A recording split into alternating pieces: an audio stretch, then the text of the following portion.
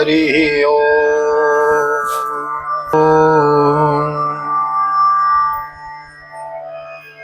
जय श्री राधे, जय श्री कृष्ण। एक बार पुनः आप सभी का बहुत बहुत स्वागत है आप ही के यूट्यूब चैनल वीके वीपीएस परिवार श्रीधाम वृंदावन। और कैसे हैं आप सभी? आशा करते हैं ठाकुर जी की कृपा से आप सभी कुशल मंगल होंगे। I hope you are absolutely fine.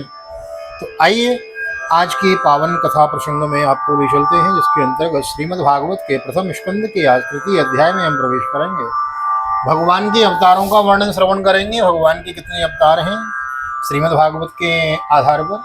तो आइए देर न करते हुए चलते हैं आज की पावन कथा प्रसंग में। सर्वप्रथम करेंगे गोविंद नाम संकीर्तन। श्री कृष्ण गोविंद हरे मुरारी हे नाथ नारायण वासुदेव। श्री कृष्ण गोविंद हरे मुरारी हे नाथ नारायण वासुदेव। हे नाथ नारायण वासुदेव, हे नाथ नारायण वासुदेव। श्री कृष्ण गोविंद हरे मुरारी हे नाथ नारायण वासुदेव। नारायणं नमस्कृत्यं नरं चैव नरोत्तमं देवीं सरस्वतीं व्यासं ततो जयमुदीरयेत्। कृष्णाय वासुदेवाय हरये परमात्मने प्रणतक्लेशनाशाय गोविन्दाय नमो नमः। ओम नमो भगवते वासुदेवाय। श्रीमद्भागवत महापुराणं प्रथमस्कन्ध तृतीयो अध्यायः। सूत उवाच जग्रहे पौरुषं रूपं भगवान् महदादिभिः सम्भूतं षोडशकलमादौ लोकस्य रक्षय। यस्यां वशेषयानस्य योगनिद्रां वितन्वतः नाभिहृताम्बुजादासीत् ब्रह्म विश्वस्य जाम्यति। यस्यावयवसंस्थाने कल्पितो लोकविस्तरः तद्वै भगवतो रूपं विशुद्धम सद्गमोर्जितम। श्री सुखदेव जी कहते हैं, सृष्टि के आदि में भगवान ने लोकों के निर्माण की इच्छा की। इच्छा होते ही उन्होंने महत्त्व आदि से निष्पन्न पुरुष रूप ग्रहण किया और उससे 10 इंद्रियां, 1 मनु और 5 भूतियां 16 कलाएं थी। उन्होंने कारण जल में शयन करते हुए जब योग निद्रा का विस्तार किया तब उनकी नाभि सरोवर में से एक कमल प्रकट हुआ और उस कमल से प्रजापतियों के अधिपति ब्रह्मा जी उत्पन्न हुए हैं। भगवान के उस विराट रूप के अंग प्रत्यंग में ही समस्त लोकों की कल्पना की गई है। वह भगवान का विशुद्ध सत्वमय श्रेष्ठ रूप है। पश्यन्ततो रूपमदभ्रचक्षुषा सहस्रपादोरुभुजाननाद्भुतं। सहस्रमूर्धनं श्रवणाक्षिनाशिकं सहस्रमौल्याम्बरकुण्डलोल्लसत्। एतन्नानावताराणां निधानं बीजमव्ययम् यस्यांशांसेन सृज्यन्ते देवत्रियंगरादयो। योगी लोग दिव्य दृष्टि से भगवान के उस रूप का दर्शन करते हैं। भगवान का वह रूप हजारों पैर, जांघें, भुजाएं और मुखों के कारण अत्यंत विलक्षण है। उसमें सहस्रों सिर, हजारों कान, हजारों आंखें और हजारों नासिकाएं हैं। हजारों मुकुट, वस्त्र और कुंडल आदि आभूषणों से वह उल्लासित हो रहा है। भगवान का यही पुरुष रूप जिसे नारायण कहते हैं अनेक अवतारों का अक्षय कोश है। इसी से सारे अवतार प्रकट होते हैं। इस रूप के छोटे से छोटे अंश के देवता, पशु, पक्षी और मनुष्यादि योनियों की सृष्टि होती है। स एव प्रथमं देव कौमारं सर्गमास्थितौ चचार दुश्चरं ब्रह्म ब्रह्मचर्यम् अखण्डितं। द्वितीयं तु भवायाश्य वर्षातलगतां महीं उद्धरिष्यन्नुपादत्तो यज्ञे सौ परं बभो। तृतीयमृतसर्गं च देवर्षित्वमुपेत्य सह तन्त्रं सात्वतमाचष्टो नैष्कर्म्यं कर्मणां यतः। तुरीये धर्मकलासर्गे नरनारायणावृषि उद्वात्मो वशमोपेतो मकरोदो दुश्चरन् तपः। उन्हीं प्रभु ने पहले कौमार सर्ग में शनक, सनंदन, सनातन और सनत कुमार इन 4 ब्राह्मणों के रूप में अवतार ग्रहण करके अल्पंत कठिन अखंड ब्रह्मचर्य का पालन किया। दूसरी बार इस संसार के कल्याण के लिए समस्त यज्ञों के स्वामी उन भगवान ने ही रसातल में गई हुई पृथ्वी को निकाल लाने के विचार से सूकर रूप ग्रहण किया। ऋषियों की सृष्टि में उन्होंने देवर्षि नारद के रूप में तीसरा अवतार ग्रहण किया और सात्वत तंत्र का, जिसे नारद पंचरात्र कहते हैं, उपदेश किया। उससे कर्मों के द्वारा किस प्रकार कर्म बंधन से मुक्ति मिलती है इसका वर्णन है। तुरीये धर्मकला सर्गे नर नारायणावृषि भूत्वात्मो वशमोपेतो मकरोदो दुश्चरं तपः। पंचमो कपिलो नाम सद्देश काल विप्लुतं प्रोवाच असुरैः सांख्यं तद्वग्राम विनिर्णयम्। षष्ठे यत्रेरपत्यत्वं व्रतं प्राप्तो नसूययो आन्वीक्षकी मलको यो प्रह्लादादिभ्यो ऊच्यवान्। ततो सप्तमो आकूद्यामृजिर्यज्ञो भजायतो स्वयामाध्ये सुरगणैरपात स्वायम्भुवान्तरम्। धर्मपत्नी मूर्ति के गर्भ से उन्होंने नर नारायण के रूप में चौथा अवतार ग्रहण किया। इस अवतार में उन्होंने ऋषि बनकर मन और इंद्रियों का सर्वथा संयम करके बड़ी कठिन तपस्या की है। पांचवें अवतार में सिद्धों के स्वामी कपिल के रूप में प्रकट हुए और तत्वों का निर्णय करने वाले सांख्य शास्त्र का जो समय के फिर से लुप्त हो गया है, आसुरी नामक ब्राह्मण को उपदेश किया है। अनसुईया के वर मांगने पर छठे अवतार में वे अत्रि की संतान दत्तात्रेय हुए। इस अवतार में उन्होंने अलर्क एवं प्रहलाद आदि को ब्रह्म ज्ञान का उपदेश किया। सातवीं बार रुचि प्रजापति की आकुति नामक पत्नी से यज्ञ के रूप में उन्होंने अवतार ग्रहण किया और अपने पुत्र याम आदि देवताओं के साथ स्वयंभू मनवंतर की रक्षा की है। अष्टमी में रुदेव्यां तुम नाभिर्जातो रुक्रमो दर्शयन् वर्त्मधीराणां सर्वाश्रम नमस्कृतम् ऋषिर्विर्याचितो वैजेनोऽहं पार्थिवं बभो दुग्धे मामोषधिर्विप्रास्तेनायं सौ सत्तमो रूपं स जग्रहे मात्स्यं चाक्षुषोदिति संप्लवे नाना नाव्यारोग्य महिमय्यामपाद्वे वस्वतं मनुं सुरासुराणां मुदतीं अश्नुतं मन्दराचलं तद्रे कमटरूपेण प्रक्ष एकादशे विभोः। राजा नाभि की पत्नी मेरु देवी के गर्भ से ऋषभ देव के रूप में भगवान ने आठवां अवतार ग्रहण किया। इस रूप में उन्होंने परमहंसों का वह मार्ग जो सभी आश्रमियों के लिए वंदनीय है दिखाया। ऋषियों की प्रार्थना से नवी बार वे राजा पृथु के रूप में अवतीर्ण हुए। सौनकादि ऋषियों इस अवतार में उन्होंने पृथ्वी से समस्त औषधियों का दोहन किया था। इससे इस अवतार में सबके लिए बड़ा ही कल्याणकारी यह हुआ है। चाक्षुष मनवंतर के अंत में जब सारी त्रिलोकी समुद्र में डूब रही थी तब उन्होंने मत्स्य के रूप में 10वां अवतार ग्रहण किया और पृथ्वी रूपी नौका पर बैठाकर अगले मनवंतर के अधिपति वैवस्वत मनु की रक्षा की है। सुरासुराणां मुदतिं मत्स्मतां मन्दराचलं दद्देकमठ रूपेण पृष्ठ एकादशे विभो धान्वन्तरं द्वादशं च त्रयोदशमेव च अपायत् सुरानान्यन् मोहिन्यां मोह्यन् स्त्रियो चतुर्दशो नारसिंहं बिभ्रद्दैत्येन्द्रमूर्जितं ददार कारजेन वक्षस्य रेखां कटकृद्यतः पंचदशं वामनकं कृत्वा गादाध्वरं बले पदत्रयं याचमाना प्रत्यादित स्वस्त्रिविष्टपम्। जिस समय देवता और दैत्य समुद्र मंथन कर रहे थे उस समय 11वां अवतार धारण करके कच्छप रूप से भगवान ने मंदराचल को अपनी पीठ पर धारण किया।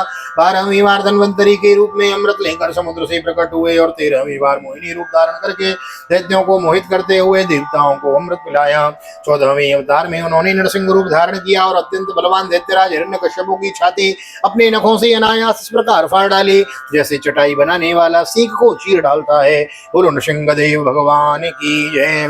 पंचदशं वामनकं कृत्वा गादाध्वरं बले पदत्रयं याचमानः प्रत्यादित स्वस्त्रिविष्टपम्। अवतारे षोडशमे पश्यन् ब्रह्मद्रोहो नृपान् त्रिशब्द कृत्वा कुपितो नक्षत्रामकरोन्महीं ततः सप्तदशे जाते सत्यवद्यां पराशरात् चक्रे वेदतरोसाका दृष्ट्वा पुंसोल्पमेधसो नरदेवत्वमापन्ना सुरकार्यो चिकीर्षयो समुद्रो निग्रहादीनि चक्रे वीर्यान्यतः परम्। 15वीं बार वामन का रूप धारण करके भगवान दैत्यराज बलि के यज्ञ में गए। वे चाहते तो त्रिलोकी का राज्य परंतु मांगी उन्होंने केवल 3 पग पृथ्वी। 16वें अवतार में परशुराम अवतार में जब उन्होंने देखा कि राजा लोग ब्राह्मणों के द्रोही हो गए हैं तब क्रोधित होकर उन्होंने पृथ्वी को 21 बार क्षत्रियों से शून्य कर दिया। इसके बाद 17वें अवतार में सत्यवती के गर्भ से पराशर जी के द्वारा वे व्यास के रूप में अवतीर्ण हुए। उस समय लोगों की समझ और धारणा शक्ति कम देखकर आपने वेद रूप वृक्ष की कई शाखाएं बना दी। 18वीं बार देवताओं का कार्य संपन्न करने की इच्छा से उन्होंने राजा के रूप में राम अवतार ग्रहण किया और सेतु बंधन रावण वध आदि वीरतापूर्ण बहुत सी लीलाएं करी हैं। 19विंशतमे विष्णु प्राप्य जन्मनि रामकृष्णामिति भवो भगवान हरतद्वरम ततः कलो संप्रवृत्ते सम्मोहाय सुरद्विषां बद्धो नाम्ना जनसुतः कीकटेषु भविष्यति अतासो योग संध्यायां दस्य प्राये सुराजसो जनिता विष्णु यशो नाम्ना कलकिर्जगत्पति अवताराय संकेय हरे सद्वानसे निधेर्द्विजा यथा विदासिना कुलिया सरस्वती 19वें और 20वें अवतारों में उन्होंने यदुवंश में बलराम और श्री कृष्ण के नाम से प्रकट होकर पृथ्वी का भार उतारा।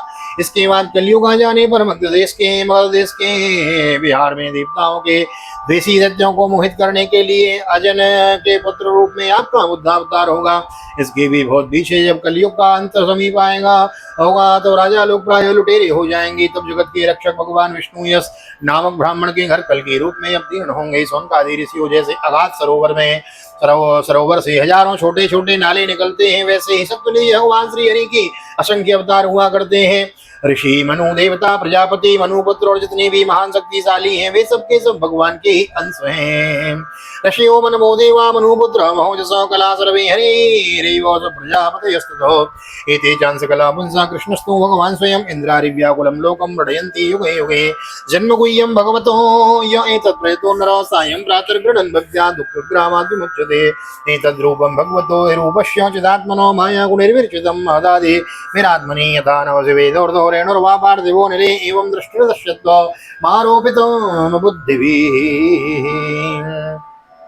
ये सब अवतार तो भगवान के अंशावतार अथवा कलावतार हैं, परंतु भगवान श्री कृष्ण तो स्वयं भगवान अवतारी ही है। जब लोग दैत्यों के अत्याचार से व्याकुल उठते हैं तभी युगों में अनेक रूप धारण करके भगवान उनकी रक्षा करते हैं। भगवान के दिव्य जन्मों की यह कथा अत्यंत गोपनीय है, रहस्यमयी है। जो मनुष्य एकाग्र चित्त से नियम पूर्वक सायंकाल और प्रातःकाल प्रेम से इसका पाठ करता है वह सब दुखों से छूट जाता है। प्राकृत स्वरूप रहित चिन्मय भगवान का जो यह स्थूल जगदाकार रूप है यह उनकी माया के महत्त्वादि गुणों से भगवान में ही कल्पित है।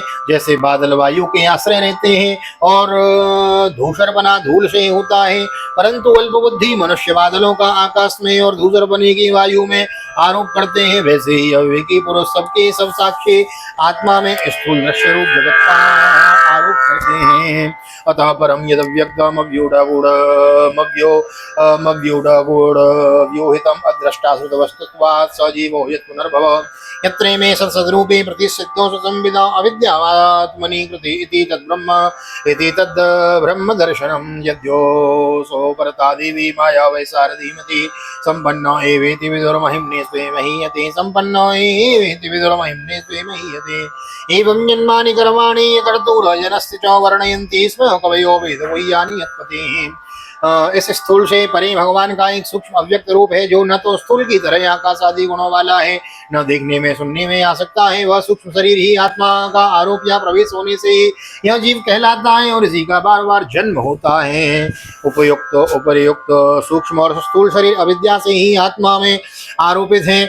जिस अवस्था में आत्मस्वरूप के ज्ञान से आरोप दूर हो जाता है उसी समय ब्रह्म का साक्षात्कार होता है। तत्वज्ञानी लोग जानते हैं कि जिस समय यह बुद्धि रूपा परमेश्वर की माया निवृत्त हो जाती है उस समय जीव परमानंदमय हो जाता है और अपनी स्वरूप महिमा में प्रतिष्ठित हो जाता है। वास्तव में जिनके जन्म नहीं है और कर्म भी नहीं है उन हृदयेश्वर भगवान के अपराकृत जन्म और कर्मों का तत्वज्ञानी लोग इसी प्रकार वर्णन करते हैं क्योंकि उन्हें जन्म और कर्म वेदों के अत्यंत गोपनीय रहस्य हैं।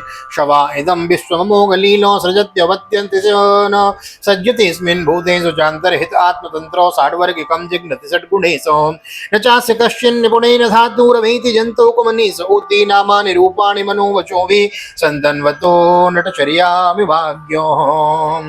भगवान की लीला अमोघ है। वे लीला से ही इस संसार का सृजन पालन और श्रृंगार करते हैं किंतु इसमें आसक्त नहीं होते। प्राणियों के अंतःकरण में छिपे रहकर ज्ञानेंद्रिय और मन के नियंता के रूप में उनके विषयों को भी ग्रहण करते हैं परंतु उनसे अलग रहते हैं। वे परम स्वतंत्र हैं, ये विषय कभी उन्हें लिप्त नहीं कर सकते। जैसे अनजान मनुष्य जादूगर अथवा नट के संकल्प और वचनों से की हुई करामात को नहीं समझ सकता वैसे ही अपने संकल्प और वेदवाणी से द्वारा भगवान के प्रकट किए हुए नाना नाम और रूपों को तथा उनकी लीलाओं को कुबुद्धि जीव बहुत सी तर्क युक्तियों के द्वारा नहीं पहचान सकता। चक्रपाणि प्रभो सवेद धातु पदवीं परस्य दुरंत वीर्यस्य रथांग पाणि यो मायया संततयानुवृत्त्या तदपाद भजेत तदपाद सरोजगंधम। हे चक्रपाणि प्रभु भगवान की शक्ति और पराक्रम अनंत है, उनकी कोई था नहीं पा सकता। वे सारे जगत के निर्माता होने पर भी उसमें सर्वथा परे हैं। उनके स्वरूप को अथवा उनकी लीला के रहस्य को वही जान सकता है जो नित्य निरंतर निष्कपट भाव से उनके चरण कमलों की दिव्य गंध का सेवन करता है, सेवा भाव से उनके चरणों का चिंतन करता रहता है। अतः धन्या भगवंत इत्यं यद्वा सुदेवे किल लोकनाथै कुर्वन्ति सर्वात्मकवात्म भावम नयत्र भूय परिवर्त उग्र। शौनकादि ऋषियों आप लोग बड़े ही सौभाग्यशाली हैं तथा धन्य हैं जो इस जीवन में और विघ्न बाधाओं से भरे इस संसार में समस्त लोगों के स्वामी भगवान श्री कृष्ण से वह सर्वात्मक आत्मभाव और अनवर्चनीय अनन्य प्रेम करते हैं जिससे फिर इस जन्म मरण रूप संसार के भयंकर चक्र में नहीं पड़ना पड़ता। इदं भागवतम नाम पुराणं ब्रह्म संहितं उत्तम श्लोक चरितं चकारो भगवान् निःश्रेयसाय लोकस्य धन्यं स्वस्तेनं महत् तदिदं ग्राहयामास शाश्वतमात्मावतां वरं सर्ववेदेतिहासानां सारं समुद्रतं स तु संश्रावयामासो महाराज। महाराजां परीक्षितम्। भगवान वेद व्यास ने यह वेदों के समान भगवत चरित्र से परिपूर्ण भागवत नाम का पुराण बताया है। उन्होंने इस श्लाघनीय कल्याणकारी और महान पुराण को लोगों के परम कल्याण के लिए अपने आत्मज्ञान शिरोमणि पुत्र को ग्रहण कराया। इसमें सारे वेद और इतिहासों का सार संग्रह किया गया है। सुखदेव जी ने राजा परीक्षित को यह सुनाया। उस समय वे परम ऋषियों से घिरे हुए आमरण अनशन का व्रत लेकर गंगा तट पर बैठे थे। भगवान श्री कृष्ण जब धर्म ज्ञान आदि के साथ अपने परम धाम को पधार गए, तब इस कलयुग में जो लोग अज्ञान रूप अंधकार से अंधे हो रहे हैं, उनके लिए यह पुराण रूपी सूर्य इस समय प्रकट हुआ है। प्रायोपविष्टम गंगायां परीतम परमर्षिभिः कृष्णेश्वधामोपगते धर्मज्ञानादिभिः सह कलौ नष्टो दर्शामि स पुराणार्को धुनोति तत्र कीर्तयतो विप्रशिर्भूर्तते भूरितेजसः अहं चाद्यगमं तत्र निविष्टस्तदनुग्रहात् सोऽहं श्रावयिष्यामि यथाधीतं यथामति। शौनकादि ऋषियों जो महातेजस्वी से सुखदेव जी महाराज वहाँ इस पुराण की कथा कह रहे थे, तब मैं भी वहां बैठा था। वहीं मैंने उनकी कृपा पूर्ण अनुमति से इसका अध्ययन किया। मेरा जैसा अध्ययन है और मेरी बुद्धि ने जितना जिस प्रकार इसको ग्रहण किया है, उसी के अनुसार इसे मैं आप लोगों को सुनाऊंगा। सुस्त श्रीमद्भागवते महापुराणे पारमहंस्यां संहितायां प्रथम स्कंदे नैमिकोपाख्याने तृतीयोत्सव श्री बालकृष्ण चरणार्पणमस्तु। राधा कृष्ण वल चरणार्पणमस्तु। कृष्णाय वासुदेवाय हरे परमात्मने प्रणतः क्लेशनाशाय गोविंदाय नमो नमः। हरे कृष्ण कृष्ण कृष्ण हरे हरे हरे राम राम हरे हरे। राधे कृष्ण कृष्ण कृष्ण राधे राधे राधे श्याम श्याम श्याम राधे राधे। बोल राधा गोविंद भगवान की जय, निम्बार्क भगवान की जय, श्रीमद् भागवत महापुराण की जय, वेद व्यास जी महाराज की जय, सुखदेव जी महाराज की जय, राजा परीक्षित जी महाराज की जय, राजा रामचंद्र भगवान की जय, श्री हनुमान जी महाराज की जय, गोवर्धन नाथ की जय, यमुने महारानी की जय, वृंदावन की बिहारी लाल की जय, गैया मैया की जय, तुलसी मैया की जय, अपने अपने माता पिता की जय, सदगुरुदेव भगवान की जय, आज के आनंद की जय। जय जय श्री राधे, जय श्री राधे, जय श्री राधे श्याम, जय जय राधे, जय जय श्याम, सबको मिले वृंदावन धाम। ऐसी प्रार्थना हमारी ठाकुर जी के चरणों में। यहाँ तक वीडियो बनी है, वीडियो को लाइक कर दीजिए, शेयर कर दीजिए, कमेंट में भागवत भगवान की जय लिख दीजिए। तृतीय अध्याय की हमने कथा सुनी, चतुर्थ अध्याय की कथा में हम प्रवेश करेंगे। बड़ी सुंदर श्रीमद् भागवत की बृहद भागीरथी में नित्य अवगाहन कर रहे हैं। नए आए हैं, चैनल को सब्सक्राइब किए बिना न जाएं, बेल आइकन को भी प्रेस कर दें। और यदि वीडियो थोड़ी भी अच्छी लगी हो, जरा भी भगवान की याद आती हो कथा श्रवण करके, तो प्लीज वीडियो को लाइक कर दें। मिलते हैं अगली वीडियो में चौथे अध्याय में। तब तक के लिए श्रीधाम वृंदावन से आप सभी को हृदय से प्यार भरी जय श्री राधे, जय श्री कृष्ण, हरि ओम।